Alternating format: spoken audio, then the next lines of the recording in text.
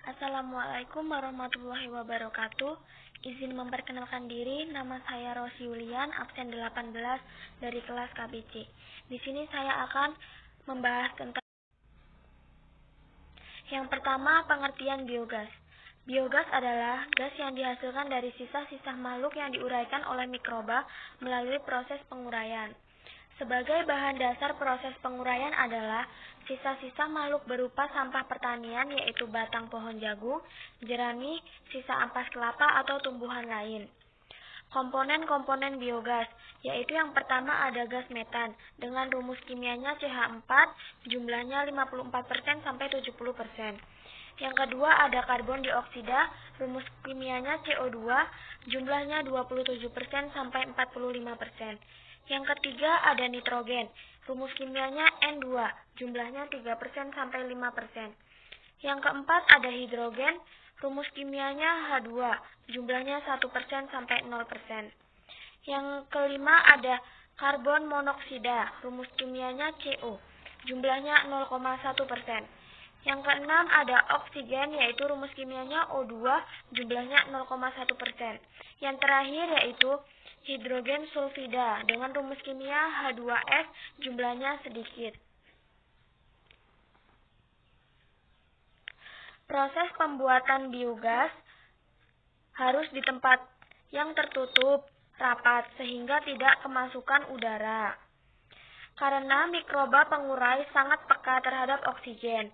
Bila terbuka, akan terkena cahaya matahari yang menyebabkan mikroba pengurai mati, sehingga proses pengurai tidak berjalan. Adukan di tempat bejana atau bak beton yang terletak dalam tanah. Gas yang timbul dari hasil penguraian sebagian besar adalah gas metan atau CH4 yang sangat mudah terbakar dan gas karbon dioksida CO2 kira-kira 1/4 bagian. Gas yang terjadi dalam jumlah yang sangat kecil adalah karbon monoksida CO yang mudah terbakar dan bersifat racun. Nitrogen tidak berbahaya tetapi tidak berguna karena tidak dapat dibakar dengan udara, dan gas hidrogen sulfid H2S dapat dibakar dan berbau busuk. Gas demikian dapat dinaikkan mutunya dan dihilangkan baunya dengan dicuci, yaitu mengalirkan melalui air yang dibubuhi sedikit kapur. Dengan pencucian itu bau gas menjadi hilang dan gas CO2 yang tidak berguna diserap oleh air kapur sehingga biogas yang diperoleh dapat dibakar dengan hasil yang tinggi. Biogas dapat ditampung dalam tangki dan dialirkan ke rumah untuk memasak atau keperluan lainnya. Yang selanjutnya yaitu langkah-langkah membuat biogas dari kotoran sapi. Yang pertama, mencampur kotoran sapi dengan air sampai terbentuk lumpur dengan perbandingan 1:1 pada bak penampung sementara. Bentuk lumpur akan mempermudah pemasukan ke dalam digester. Yang kedua, mengalirkan lumpur ke dalam digester melalui lubang pemasukan. Pada pengisian pertama, keran gas yang ada di atas digester dibuka, agar pemasukan lebih mudah dan udara yang di dalam digester terdesak keluar. Pada pengisian pertama ini dibutuhkan lumpur kotoran sapi dalam jumlah yang banyak sampai digester penuh. Yang selanjutnya melakukan penambahan starter atau banyak dijual di pasaran sebanyak 1 liter dan isi rumen segar dari rumah potong hewan RPH sebanyak 5 karung untuk kapasitas digester 3,5 sampai 5,0 meter persegi. Setelah digester penuh, keran gas ditutup supaya terjadi proses fermentasi. Selanjutnya, membuang gas yang pertama dihasilkan pada hari ke-1 sampai ke-8 karena yang terbentuk adalah gas CO2, sedangkan pada hari ke-10 sampai hari ke-14 baru terbentuk gas metan atau CH4 dan CO2 mulai menurun. Pada komposisi CH4 54% dan CO2 27%, maka biogas akan menyala. Selanjutnya, pada hari ke-14, gas yang terbentuk dapat digunakan untuk menyalakan api pada kompor gas atau kebutuhan lainnya. Mulai hari ke-14 ini, kita sudah bisa menghasilkan energi biogas yang selalu terbarukan. Biogas ini tidak berbau seperti bau kotoran sapi. Selanjutnya, digester terus diisi lumpur kotoran sapi secara kontinu sehingga dihasilkan biogas yang optimal. Berikut gambar proses pembuatan biogas dari kotoran sapi.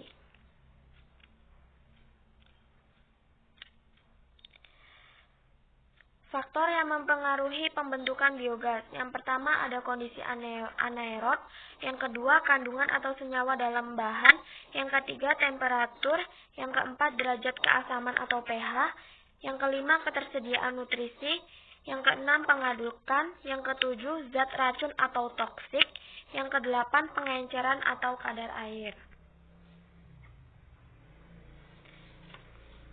Keuntungan dan hambatan.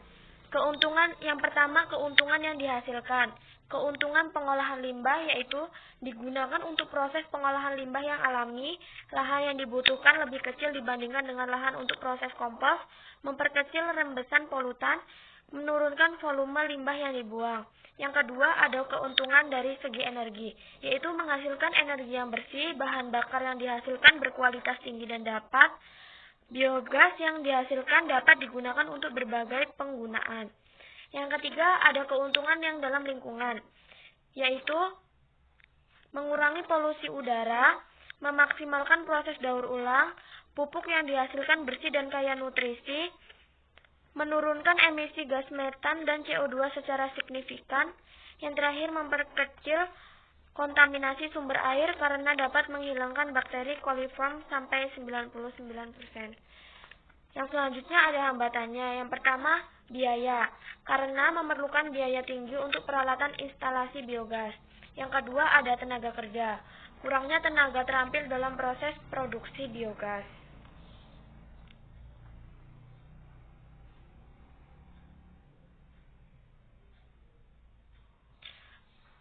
Sumber bahan baku biogas. Yang pertama, ada biogas dari limbah peternakan. Sektor peternakan skala usaha kecil umumnya dilakukan masyarakat pedesaan dengan memelihara 2-5 ekor ternak. Sementara itu, peternak skala usaha besar biasanya memelihara puluhan sampai ratusan ternak secara intensif.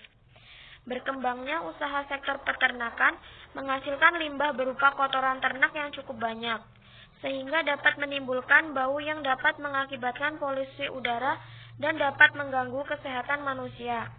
Karena gas metana yang dihasilkan memiliki potensi pemanasan global 21 kali lebih tinggi dibandingkan gas karbon dioksida atau CO2. Salah satu solusi untuk mengurangi dampak negatif limbah peternakan yaitu mengelolanya dengan baik dengan membuat biogas.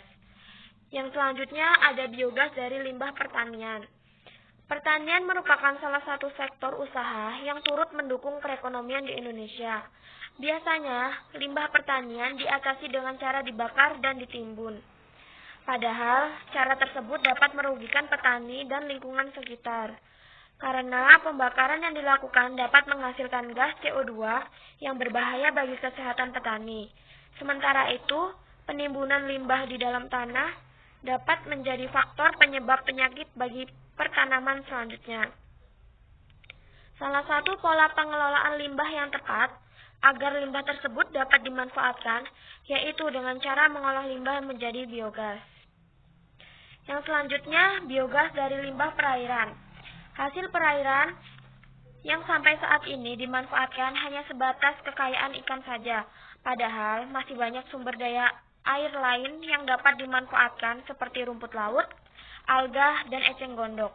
Rumput laut memiliki nilai ekonomis yang tinggi karena mengandung banyak manfaat. Jenis rumput laut yang berpotensi dijadikan bahan baku biogas adalah Eusema cotonicariana, memiliki imbangan Xi atau N43,98 yang dapat digunakan untuk pembuatan biogas. Selain rumput laut, jenis tumbuhan air yang dapat dimanfaatkan yaitu eceng gondok, Elstornia crassipes. Tumbuhan air yang mengapung ini sering dianggap sebagai gulma yang dapat merusak lingkungan perairan karena memiliki tingkat kecepatan tumbuh yang tinggi. Karena itu, ketersediaan eceng gondok yang melimpah dan belum dimanfaatkan secara optimal dapat dijadikan bahan baku pembuatan biogas. Selanjutnya ada biogas dari limbah industri. Saat ini agroindustri di Indonesia telah banyak berkembang. Berbagai hasil pertanian seperti kelapa sawit, tebu, singkong, dan kedelai diolah menjadi produk yang lebih tinggi nilainya. Umumnya, Proses pengolahan hasil pertanian ini akan menghasilkan limbah sebagai produk sampingan. Karena itu, untuk mencegah pencemaran dan kerusakan lingkungan, agroindustri harus diikuti dengan pengolahan limbah baik. Salah satu pengolahan limbah yang saat ini dikembangkan yaitu biogas. Selanjutnya yaitu biogas dari limbah sampah organik. Sampah merupakan salah satu masalah lingkungan yang sampai saat ini belum dapat ditangani dengan tepat dan cepat. Sampah yang tidak dikelola dengan baik dapat menurunkan etika dan estetika lingkungan, menimbulkan bau tidak sedap, dapat menjadi tempat berkembangnya berbagai macam penyakit, dan dapat memicu pemanasan global. Tiap jenis sampah ditempatkan sesuai dengan jenis-jenisnya, sehingga bak sampah yang digunakan ada dua macam, yaitu sampah organik dan sampah anorganik. Pemisahan ini memudahkan dalam pengelolaan sampah selanjutnya. Sampah organik dapat dijadikan bahan baku untuk pembuatan biogas dan pupuk organik. Sementara itu, sampah anorganik dapat didaur ulang, sehingga menambah nilai guna seperti dijadikan bahan kerajinan tangan. Selanjutnya ada biogas dari limbah kotoran manusia. Limbah lain yang dapat digunakan sebagai bahan baku pembuatan biogas berasal dari kotoran manusia. Kandungan nutrisi kotoran manusia tidak jauh berbeda dibanding dengan kotoran ternak. Kotoran manusia memiliki keunggulan dari segi nutrisi, di mana imbangan C dan N jauh lebih rendah daripada kotoran ternak. Selanjutnya ada pemanfaatan biogas.